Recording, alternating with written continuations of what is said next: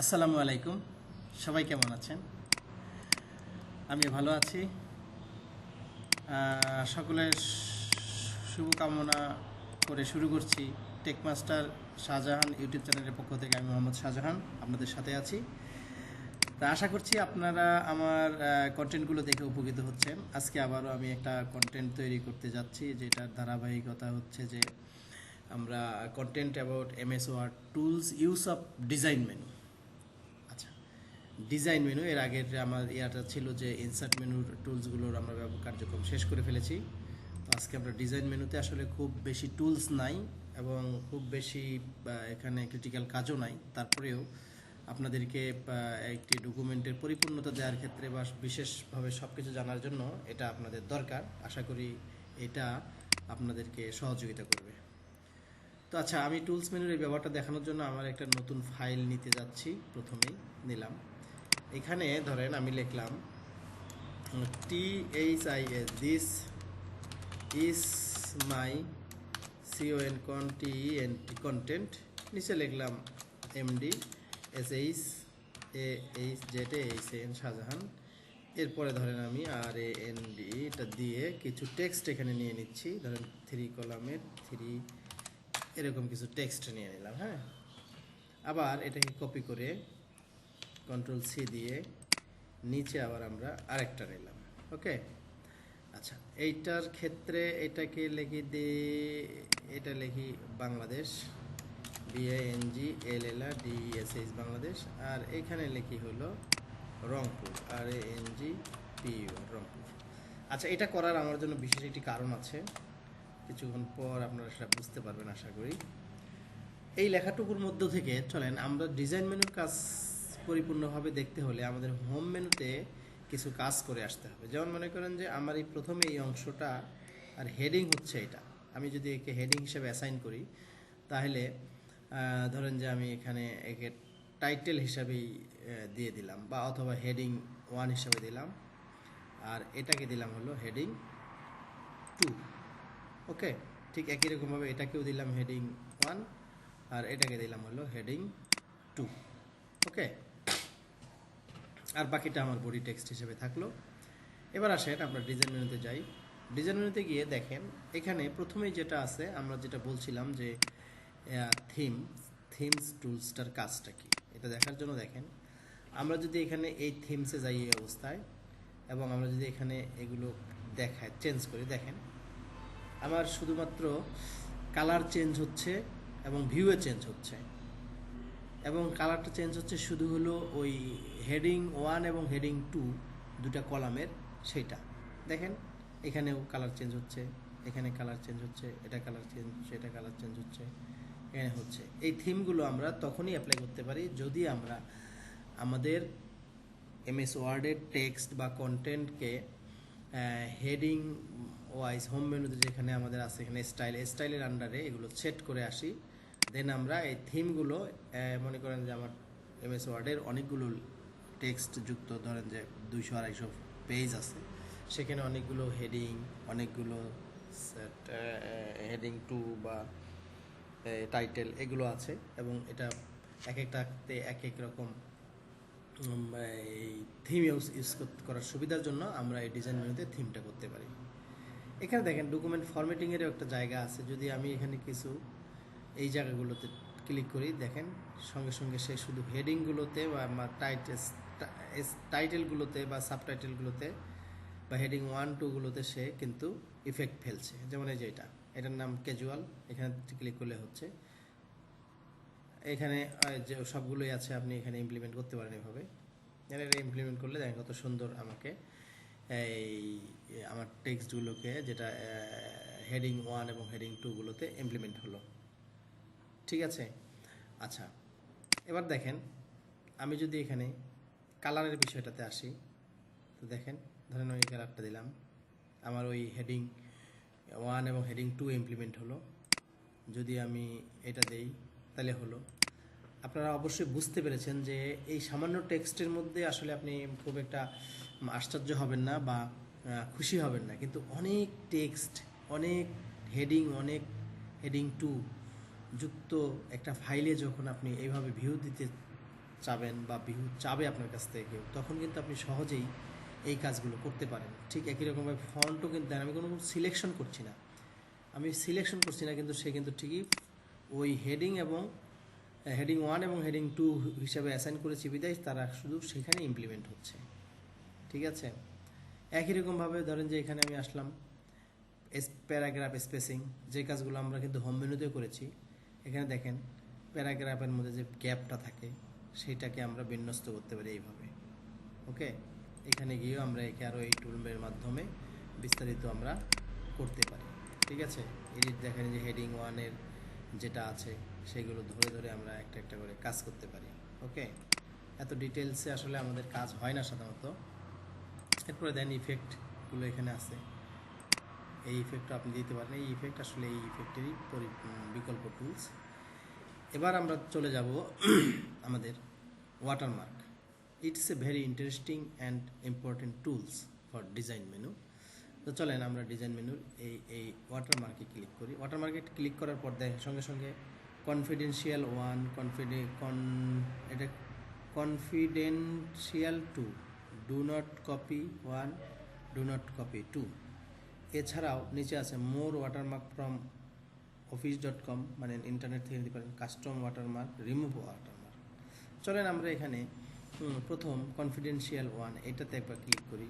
Click করলে দেখেন ওই লেখাটা এখানে সেট হয়ে গেছে। আমি যদি এখানে একটা পেজ ব্রেক দেই, ইনসার্ট মেনুতে গিয়ে যদি আমি একটা পেজ ব্রেক দেই, দেন দ্বিতীয় পেজের মধ্যে কিন্তু এটা চলে আসছে। সেটাই আমি যদি এটাকে আবার ওয়াটারমার্কে গিয়ে এইগুলো যেটা দেবেন সেটা আসবে, কিন্তু আমি কাস্টম ওয়াটারমার্ক করে যদি এখানে আসি তাহলে দেখেন এখানে নো ওয়াটারমার্ক একটা বিষয় আছে, পিকচার ওয়াটারমার্ক একটা বিষয় আছে, টেক্সট ওয়াটারমার্ক একটা বিষয় আছে। প্রথমেই আমরা টেক্সট ওয়াটারমার্কে আসি।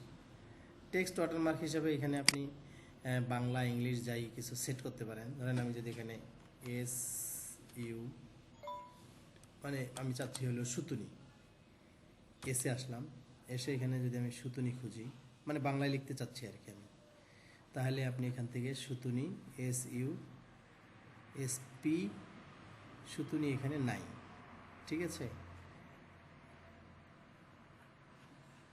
সুতুনি নাই, দেখা যাচ্ছে এখানে সুতুনি নাই। তারপরে এখানে ইংলিশ এটা থাকলো আপাতত।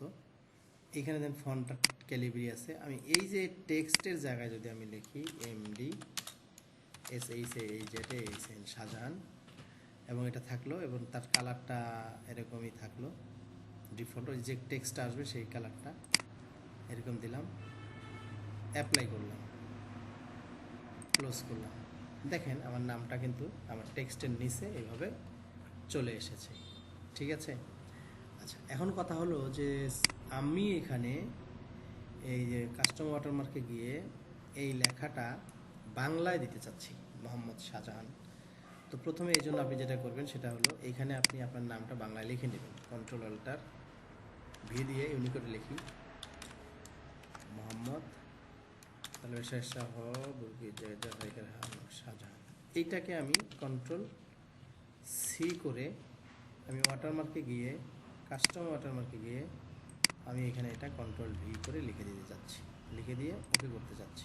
দেখেন আমরা কিন্তু এখানে, যদিও আমি ওখানকার এই ওয়াটারমার্কের মেনুতে আমি বাংলা সুতুনি MJ বা ইউনিকোড কিন্তু কিছু পাই নাই, কিন্তু আমি কিন্তু আমার ওয়ার্ড ফাইলে লিখে আমি সেটা কপি করে এখানে পেস্ট দেওয়ার পর যখন ওকে করলাম তখন আমার প্রতি পেজে পেজে কিন্তু মোহাম্মদ শাহজাহান এভাবে হয়েছে। ঠিক আছে,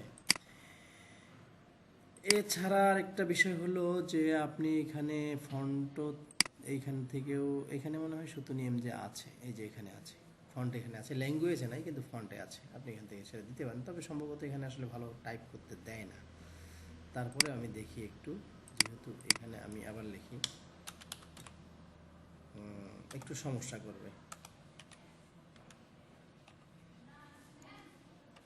মোহাম্মদ, তাহলে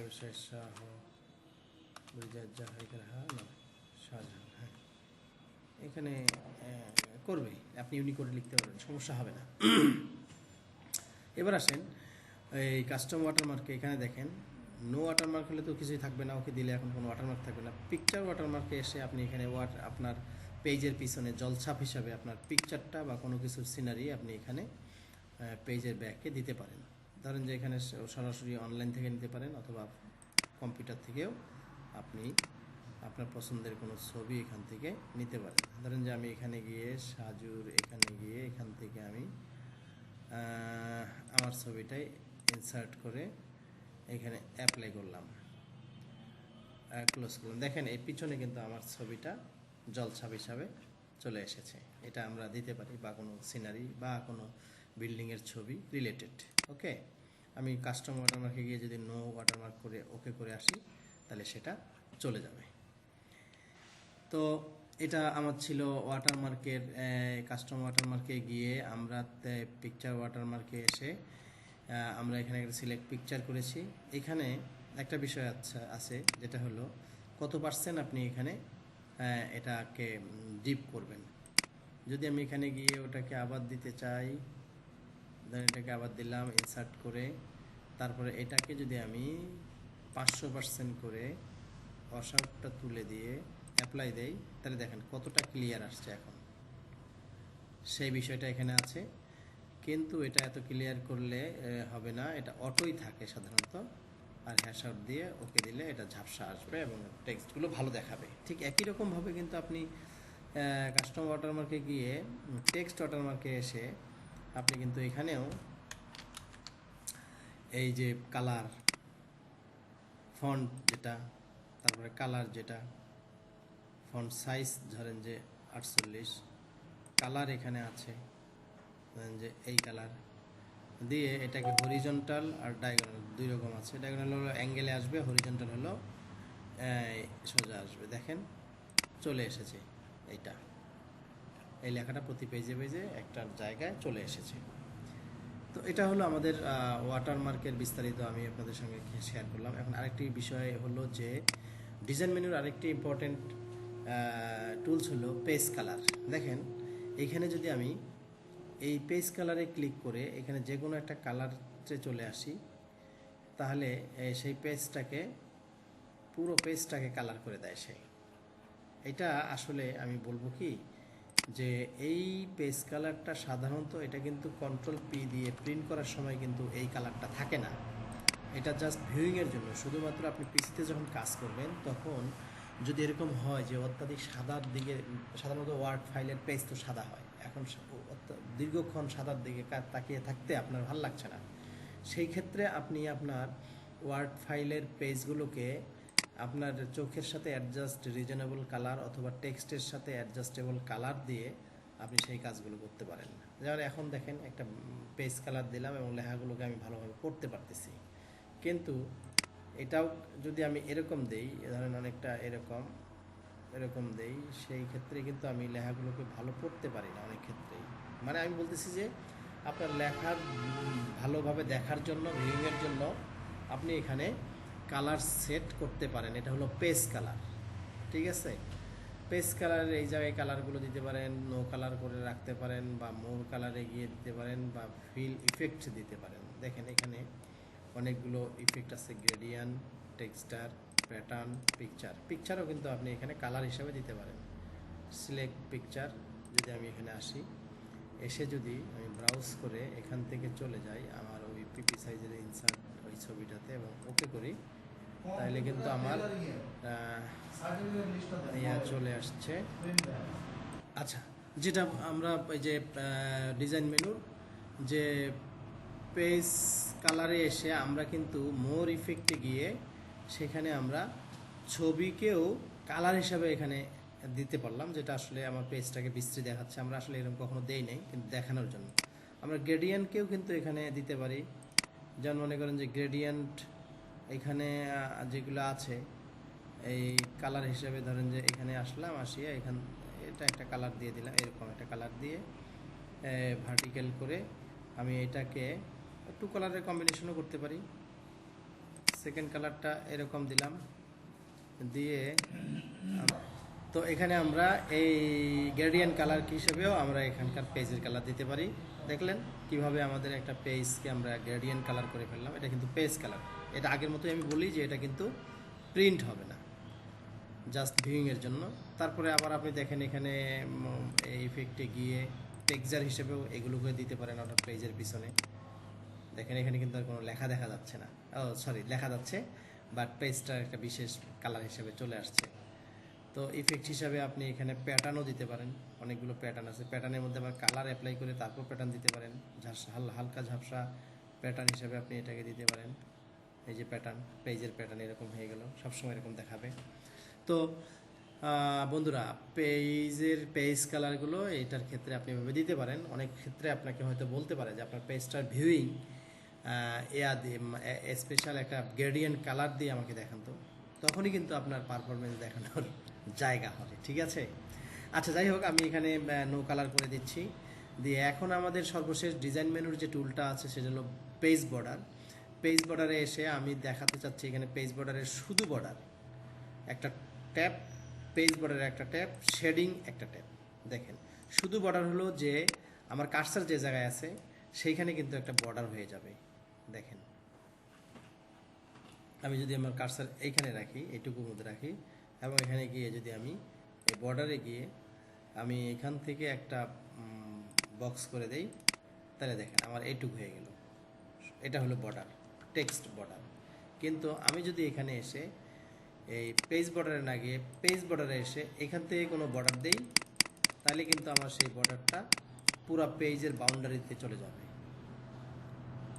আবার এখানে তো কতগুলো লাইনের মাধ্যমে যেগুলো 2Dর মতো লাইনের স্টাইল আছে, কিন্তু আমরা এখানে এইগুলো দিয়ে এগুলোতে আবার কালারও অ্যাপ্লাই করতে পারি। দিয়ে যদি এই তো সেটা সেই কালারের হয়ে যাবে। এবং আমাদের নিচে আবার কিছু আছে আর্ট জাতীয়, ARTতে আছে কিছু, সেইখান থেকে দেখেন আপনি যদি এখান থেকে দিতে চান তাহলে এখানে অনেকগুলো কালার, অনেকগুলো 3Dর মতো বা অনেকগুলো কালারফুল বর্ডার এখানে আছে। এটাকে আপনি এই যে একটু মোটা মনে হলে এখান থেকে হোয়াইট থেকে কমিয়ে দিয়ে এটাকে 20 করে দিতে পারি, দিয়ে ওকে করে দেখাতে পারি। এটা একটা বর্ডার, এক্সিলেন্ট না? এরকম বর্ডার সাধারণত আমরা পার্সোনাল নিড ছাড়া অফিসিয়াল ক্ষেত্রে ইউজ করব না, এটা আমি বলে রাখছি। তো আবার দেখেন এখানে স্টাইলের একটা বিষয় আছে, শেডিংটা আমি যদি এখানে এসে এখানে এটা দিয়ে তারপরে কালারটা যদি আমি এখানে 5% করে দিয়ে ওকে করে দেই, তাহলে দেখেন আমার ওই যে লেখাটুকু সিলেক্ট ছিল সেইটাতে শেডিং চলে আসছে। তা আমরা তো সাধারণত এইখানে এসে এই যে এই জায়গায় দেখেন হোম মেনুর এই জায়গায় কিন্তু যে শেডিংটা আছে, ধরেন আমি এখানে এইটুকু সিলেক্ট করে হোম মেনুর এই শেডিং থেকে আমি এইখানে যে শেডিংটা দিতে পাচ্ছি, ঠিক একইভাবে এটাকে যদি আমি এখান থেকে তুলে দিয়ে নো করে দেই, নো দিয়ে আমি যদি ডিজাইন মেনুতে এসে এইখানে এসে এই শেডিংয়ে এসে এইখান থেকে একটা কালার দিয়ে আসি, ওকে করে আসি, সেটাও কিন্তু এটা শেডিং চলে আসছে। অর্থাৎ একই কাজের দুই মেনুতে টুলের সুব্যবস্থা থাকার আর কি অবস্থা। হ্যাঁ, তো আশা করি আপনারা আমার আজকের এই সেশনটা ডিজাইন মেনুর যে টুলগুলো নিয়ে আমি আলোচনা করেছি এবং কাজ করে দেখিয়েছি, এগুলো আপনারা প্র্যাকটিস করবেন। আমার টিউটোরিয়ালটা দেখে দেখে আপনারা নিজেরা প্র্যাকটিস করবেন। আশা করি যে আপনারা এগুলো সব করতে পারবেন। খুব সহজ কাজ, দেখে দেখে করলে আপনারা অবশ্যই এটা পারবেন, খুব বেশি সমস্যা হবে না। তারপরেও আপনাদের যদি কোনো মতামত বা কোনো পরামর্শ থাকে তাহলে আমার টেকমাস্টার ইউটিউব চ্যানেলকে সাবস্ক্রাইব করেন, কমেন্টস করেন। আমি